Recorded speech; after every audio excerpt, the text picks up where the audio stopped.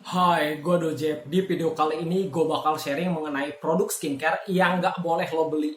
Dan tentunya nggak boleh lo coba. Karena ketika lo coba, sama dengan lo memiliki kesempatan untuk merusak kulit wajah lo. Apa saja? Silahkan tonton video ini sampai habis. Tereng, tereng, tereng. Ceritanya iklan, intro dulu. Perlu diperhatikan apa yang akan gue sampaikan di sini sifatnya menurut gue pribadi. Walaupun demikian, gue tetap berusaha untuk belajar mengenai skincare, entah itu lewat baca buku atau searching di internet. Salah satu website yang gue kunjungi adalah lovemoving.com. Gue juga nonton banyak video skincare dari mereka ahlinya seperti dermatologist, esthetician, atau bahkan juga mereka yang dianggap sebagai skincare gurus. So please keep that in mind. Waktu dan tempat dipersilahkan untuk subscribe terlebih dahulu channel YouTube ini. Jadi ketika dianggap ada informasi, informasinya bisa sampai ke lebih banyak orang. Dan itu artinya mudah-mudahan manfaatnya pun bisa dirasakan oleh lebih banyak orang. Oke, jadi langsung aja ke poin yang pertama. Produk yang nggak boleh lo beli adalah produk skincare yang tidak memiliki BPOM. Apa itu BPOM? BPOM artinya Badan Pengawasan Obat dan Makanan.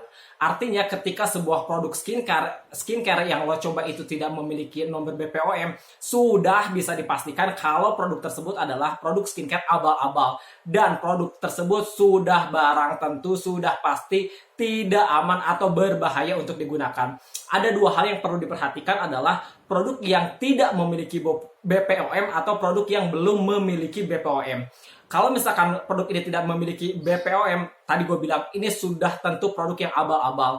Beda lagi dengan produk yang belum BPOM. Jadi setahun lebih gue memperhatikan ada beberapa produk lokal yang mereka sudah menjual produk skincare-nya terlebih dahulu, lalu setelah itu mereka mengurus perizinan atau mengurus nomor BPOM-nya. Karena untuk mengurus BPOM atau nomor BPOM itu prosesnya sangat panjang. Artinya tidak hanya waktu, tetapi juga cukup banyak uang yang dikeluarkan dalam proses mendapatkan nomor BPOM. Mungkin ini terkesan rumit kalau misalkan kita sebagai founder, tapi beda kalau misalkan kita sebagai consumer. Sebagai konsumen, artinya kita dilindungi oleh BPOM. Bagaimana produk skincare yang kita gunakan itu sudah harus aman digunakan secara umum. Karena aman dan cocok itu dua hal yang berbeda. Jadi ketika sebuah produk skincare yang dia belum BPOM, ada baiknya lo tanya dulu ke sellernya, apakah ini produk BPOM atau bukan. Kalau misalkan ternyata produknya BPOM tapi BPOM-nya on proses, masih diproses, silakan lo, itu tergantung lo mau coba atau enggak. Tapi gue sendiri tidak mau mengambil resiko. Gue tidak mau pakai skincare yang belum ada BPOM-nya, terlebih kalau dia nggak punya BPOM. Sebenarnya hal ini datang dari beberapa subscriber gue yang dia DM ke Instagram dan dia nanya, bang boleh nggak pakai krim paketan? Krim paketan itu apa gitu kan. Mungkin kalau misalkan katakanlah di brand lokal, brand terkemuka, misalkan Wardah nih. Wardah kan dia punya satu range yang White Secret. White Secret ini dia punya sabun wajah, dia punya krim siang, krim malam, atau mungkin si Garnier yang Sakura White, dia juga punya sabun wajah, dia punya pelembab, dia punya essence. Ya, mungkin yang disebut dengan krim paketan ini adalah krim yang dijual secara satu range. Jadi biasanya krim paketan ini dia dijual atau satu package-nya itu dia ada sabun wajah, ada toner, ada krim siang, dan krim malam. Dan ketika gue tanya ke mereka, udah BPOM belum? Bahkan ada sebagian dari mereka yang mereka nggak tahu BPOM itu apa. Lalu bagaimana mereka tahu bahwa apa yang dia gunakan itu aman atau tidak? Terus gue suka minta, coba kirimin dong, coba lihat-lihat dulu di kemasannya ada nggak kata-kata BPOM. Kalau misalkan ada, oke, coba search atau cari di kolom di halaman BPOM di websitenya. Terus ada beberapa yang mereka itu ada nomor BPOM-nya, tapi ternyata BPOM-nya tidak terdaftar. Atau ada juga yang nomor BPOM-nya terdaftar, tetapi atas merek dagang lain. Artinya dia memanipulasi atau berbohong mengenai BPOM-nya. Yang sudah tentu kita melihat daripada si produk ini dia tidak aman, dia pun tidak mencantumkan list ingredients atau daftar komposisi. Ya gimana produk ini bisa dikatakan aman? Toh kita aja nggak bisa ngelihat komposisi yang terdalam dalam produk skincare yang kita pakai itu apa aja. Terus gimana kita tahu si produk ini bisa bekerja secara aman atau tidak?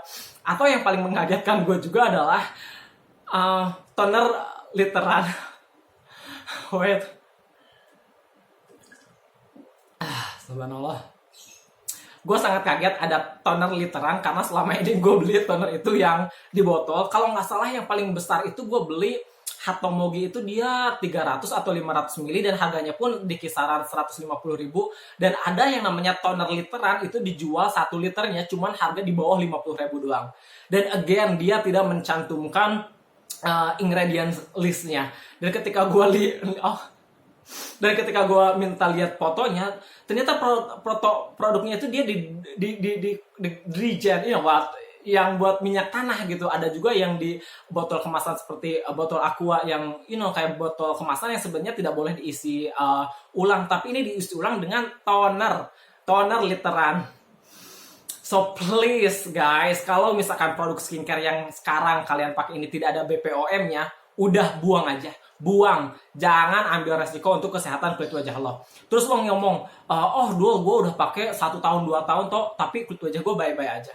Lo nggak pernah tahu side effect-nya apakah dengan penggunaan produk ini terus lo jadi kayak gampang pusing, atau juga long terms-nya, jangka panjangnya lo belum tahu.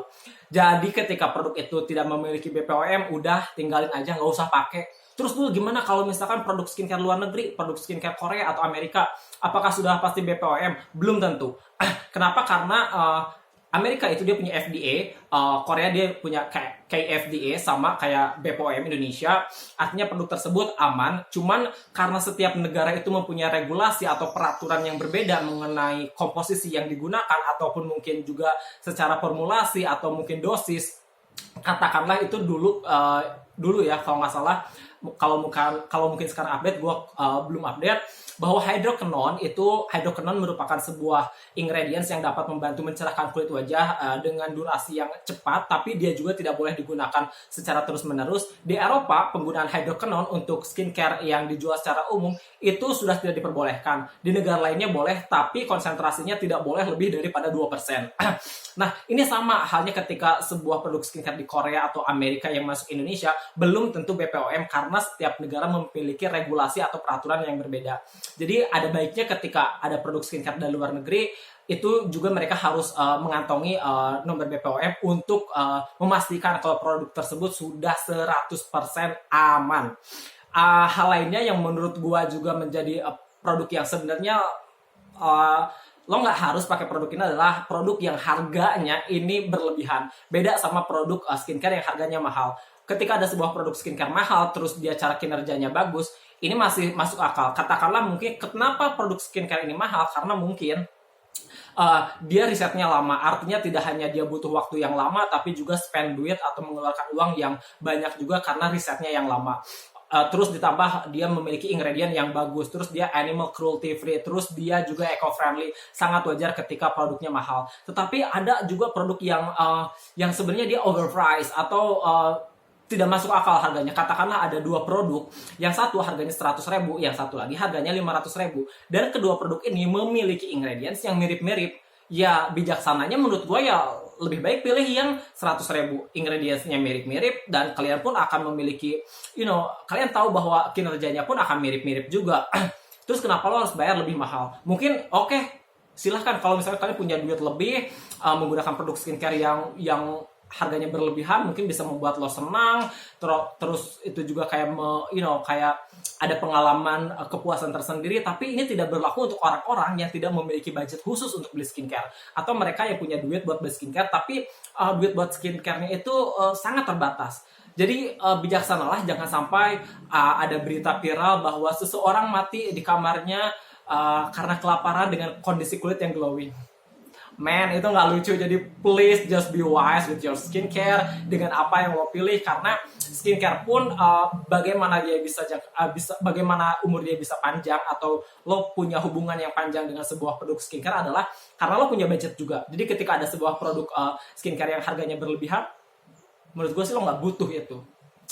Poin selanjutnya adalah yang menurut gue juga ini yang sebenarnya boleh aja lo pakai, tapi menurut gue tidak perlu adalah produk yang lo nggak perlu. Apa itu produk yang nggak perlu? Ya, ketika dunia ini rame dengan 10 step skincare Korean routine. Artinya orang Korea ini umumnya menggunakan 10 produk di pagi hari dan 10 produk skincare di malam hari. Padahal pada kenyataannya kalau kita back to basic itu kita cuma butuh sabun wajah dan juga pelembab ber-SPF di siang hari. Karena ketika kita menggunakan banyak produk, artinya kulit wajah kita juga memiliki potensi untuk menjadi lebih reaktif ataupun mungkin iritasi. Karena sebenarnya kulit wajah kita tidak butuh itu, kayak sama halnya ketika lo banyak makan, lo bisa jadi begah, terus lo jadi mager, sama aja kayak gitu logika sederhananya. Atau mungkin juga ketika ada produk, sekarang kan banyak banget brand, banyak banget produk keluaran baru, dan lo ngerasa kalau lo butuh pakai ini, lo butuh pakai ini. Sebenarnya lo nggak butuh. Yang lo butuhkan adalah apa yang kulit wajah lo mau. Seperti apa kebutuhan kulit wajah lo, seperti apa jenis kulit wajah lo. Pakailah produk-produk yang lo butuh. Dengan demikian akan banyak hal yang akan meminimalisir potensi kulit menjadi lebih reaktif atau kulit juga menjadi lebih sensitif bahkan.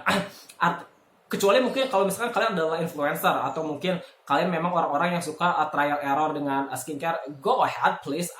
Cuman konteks yang gue bilang di sini adalah ketika kalian cuman butuh sesuatu yang untuk merawat kulit wajah kalian atau untuk memperbaiki kondisi kulit wajah kalian, jangan pernah menggunakan produk-produk yang tidak dibutuhkan. Katakanlah lo pakai essence, terus lo pakai serum yang dari kedua produk yang berbeda ini memiliki ingredient atau memiliki komposisi yang mirip-mirip juga.